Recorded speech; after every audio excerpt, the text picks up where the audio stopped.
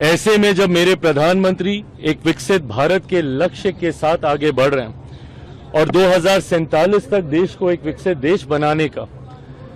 प्रयास कर रहे हैं, उसमें सबसे महत्वपूर्ण भूमिका हमारे मजदूर साथियों की ही है, जो देश की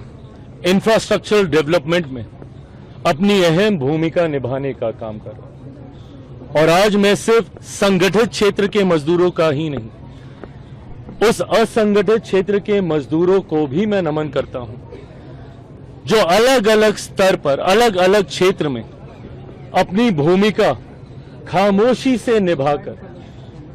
देश के विकास में अपना योगदान देने का काम कर रहे हैं। मेरी सरकार ने समय समय पर प्रधानमंत्री नरेंद्र मोदी जी के नेतृत्व में मजदूरों के हितों के संरक्षण के लिए कई फैसले, कई कानून बनाने का काम किया। भले वो समय सीमा तय करने की बात हो या न्यूनतम वेतन की बात हो, पर कई बार असामाजिक तत्व भ्रष्टाचार की सोच से जब मजदूरों पर अत्याचार करते हैं, उनके हितों को लूटने का काम करते हैं, उनके अधिकारों को लूटने का काम करते हैं, ऐसे में लोक जनशक्ति पार्टी रामविलास के हर एक कार्यकर्ता की ये जिम्मेदारी बनती है कि अपने अगल बगल किसी के साथ कोई अन्याय ना हो, इस बात को सुनिश्चित करें। इसी क्रम में अभी कुछ दिन पहले जिस तरीके से बिहार से आए एक युवा की हत्या सिर्फ इसलिए कर दी गई क्योंकि वो बिहारी है, ये वही असामाजिक तत्व हैं जो कभी जात पात के नाम पर तो कभी धर्म के नाम पर और अब क्षेत्रवाद के नाम पर और भाषा के नाम पर हमारे देश को बांटने का काम कर रहे हैं। ऐसे में किसी के साथ ऐसा अन्याय ना हो, इसके लिए आज मजदूर दिवस पर एक बार फिर लोक जनशक्ति पार्टी रामविलास के हर एक कार्यकर्ता ने संकल्प लेकर आगे बढ़ने का काम किया। पहली बात तो जिस तरीके से उस बिहारी युवक की हत्या की गई, ऐसी परिस्थिति ही ना हो, समाज में कैसे सद्भावना आए, इस दिशा में हम लोग को कार्य करने की जरूरत है। समावेशी विकास की ओर हम लोग को आगे बढ़ने की जरूरत है, जिसका संकल्प आज पुनः लोक जनशक्ति पार्टी रामविलास के हर एक कार्यकर्ता ने लिया। अपने संगठन के माध्यम से किसी भी गरीब मजदूर के साथ कोई अन्याय ना हो, उनके हितों का संरक्षण हो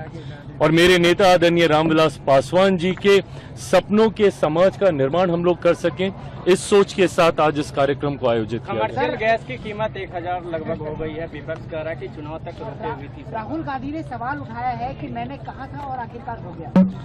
देखिए ये जिस तरीके से गैस की कीमतों में बढ़ोतरी हुई है, कमर्शियल गैस में, ये जिस तरीके से वैश्विक संकट चल रहा है जो किसी से छुपा हुआ नहीं है, और मेरी सरकार ने भी कभी भी इस बात से मना नहीं किया है कि ये चुनौतियां अगर इस तरीके से बरकरार रहीं तो यकीनन परेशानियां सबके लिए बढ़ सकती हैं। पर कई बार इसको लेकर जो भ्रम फैलाया जाता है और ऐसे में कुछ ऐसे असामाजिक तत्व एक्टिव हो जाते हैं जो इसकी आड़ में होर्डिंग कर बिना वजह से महंगाई का माहौल तैयार करने का प्रयास करते हैं, उनके खिलाफ भी हम लोगों ने समय समय पर कड़ी कार्रवाई की है।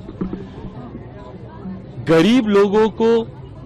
मध्यम वर्ग से आने वाले लोगों को परिवार में इस तरीके की समस्या ना आए, उस दिशा में कदम उठाते हुए प्रिवेंटिव स्तर पर कमर्शियल गैस की कीमतों में जरूर सरकार के द्वारा वृद्धि की गई है। पर उम्मीद हम लोग ये करते हैं कि जो वैश्विक चुनौतियां चल रही हैं वो जल्द सुलझें, ताकि परिस्थितियां कोई विकराल रूप भविष्य में ना लें।